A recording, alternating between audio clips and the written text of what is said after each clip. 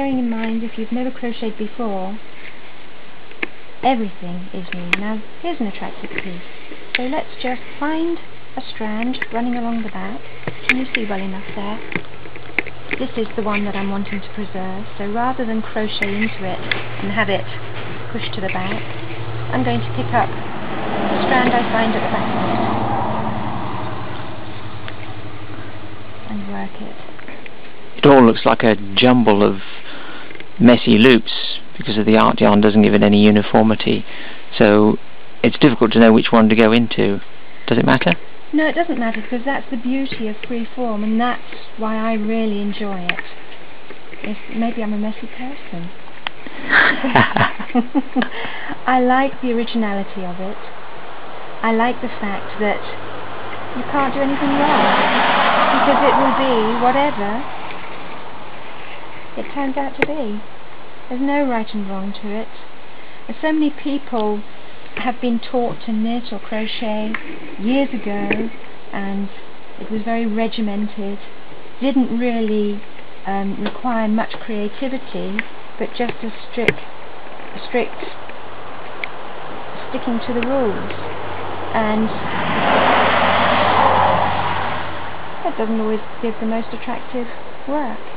And I know a lot of people gave up at that point. They weren't inspired, they didn't enjoy it, it didn't seem to go right, they felt incompetent, and so they didn't try again. And that's such a great pity, because there is a lot of enjoyment to be had from creating something very, very simple like this.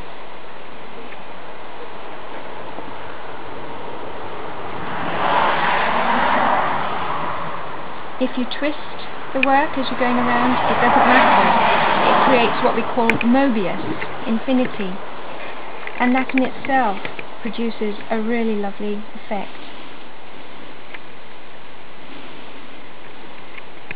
Now I'm wondering just how much yarn you need for each stitch to create. Oh, here we are, look, already we're at the tail, so that's another round completed. You see how quickly it goes. Now there's a lovely piece. I do want to keep that bit there, so I'm going into the back of that. And here's a trick. If you really like it, go into the back of it again and build it up. Create a bobble like that. The more times you go in, the bigger the bobble will become. Do you see that? Oh yes. And then next time round you will go into the back of that one to emphasize it.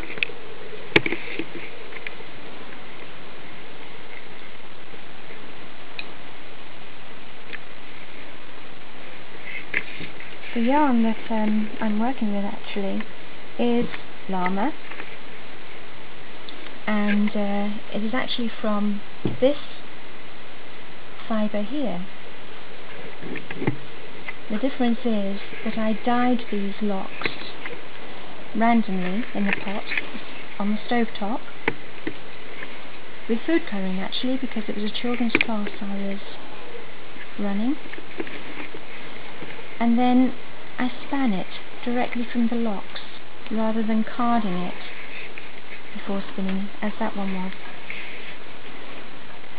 And here you see the bobble. I think we went into it 3 times. I'm going to go into the back of that to emphasize it, to give it solidity. And when that's on, it will be quite definite.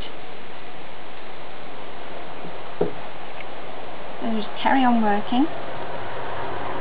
I'm going to switch off for a little while now and carry on. I'll be back with you. Right, so I won't go on any further because I'm not actually making anything here, but there's the bobble. And when that is laid flat, you can see that the bobble is going to be prominent. And here I'd like you to see these other features. And these all come simply from the art yarn itself, and you letting it do whatever it wants to do. One thing to bear in mind when crocheting freeform like this is that it does tend to tighten up when you're using a single stitch. It tightens up, so make sure if you're making something to wear either on your head or on your neck, make sure that you give plenty of room to yourself. That's quite stretchy, but you may not want to have to stretch it on, so just be aware of that when you're judging how many chain to make your circle.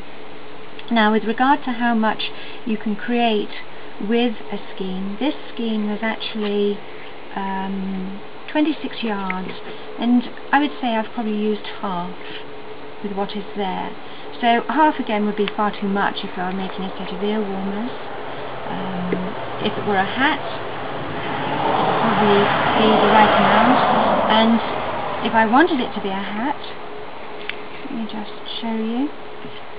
You decrease by, excuse me, wasp. You decrease by by missing a stitch randomly. So I've already crocheted into that one.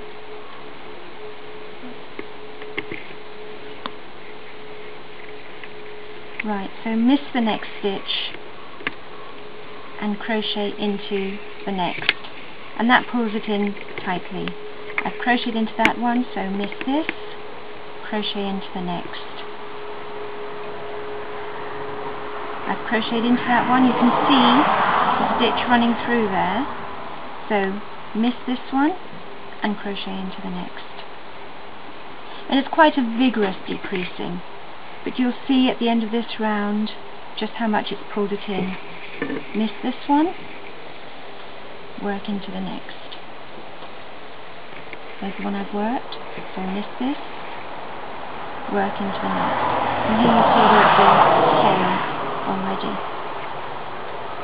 I've no idea how many stitches I put on here, so I can't tell you how we're going around, but you can see, I hope, how that is closing up, and you just keep on doing that so eventually it closes.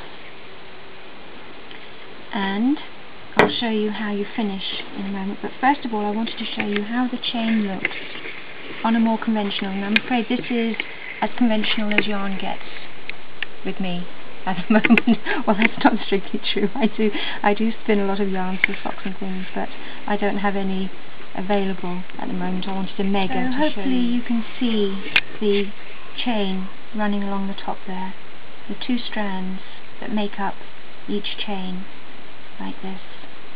And crocheting, here's the stitch, let me put the hook in to show you.